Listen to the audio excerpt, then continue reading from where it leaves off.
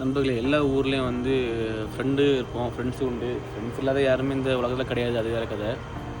ஆனால் வந்து எல்லாருமே வந்து ஒரு டைம் பாஸ் பண்ணணும், ஒரு என்டர்டைன்மெண்ட் பண்ணணும் அப்படின்னா வந்து அங்கேருந்து நம்ம வீட்டிலேருந்து ஒரு இடத்துக்கு தள்ளி போவாங்க இல்லையா? ஒரு எப்படி சொல்ல, ஒரு டீ கடை, இல்லை வந்து ஒரு கிரவுண்டு, இல்லை ஜிம்மு, இந்த மாதிரி எங்கேயாச்சும் ஒரு சபை இருக்கும்.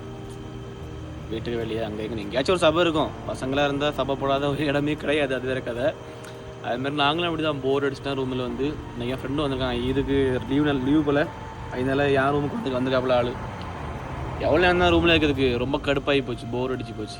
அதுதான் நாங்கள் வந்து இந்த ஸ்பாட் எங்கள் பழைய ஸ்பாட் தான். நாங்கள் முன்னாடி இங்கே எப்போவுமே இருப்போம். அப்போ நான் வீடியோ போடுறது கிடையாது. இப்போ நம்ம நண்பன் இருக்காங்க, நாங்கள் வந்து இங்கே இருக்கோம் அந்த ஸ்பாட்டில்.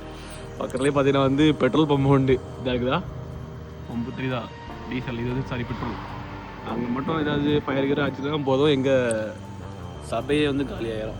இந்த இதில் ஒரு மரம் நிற்காங்க, ஒரு பெரிய மரம். அதை பார்த்தீங்களா, அதை வெட்டி போட்டுக்கோங்க. இப்போ தண்டு மட்டும் தான் நிற்காது, காஞ்சி போச்சு.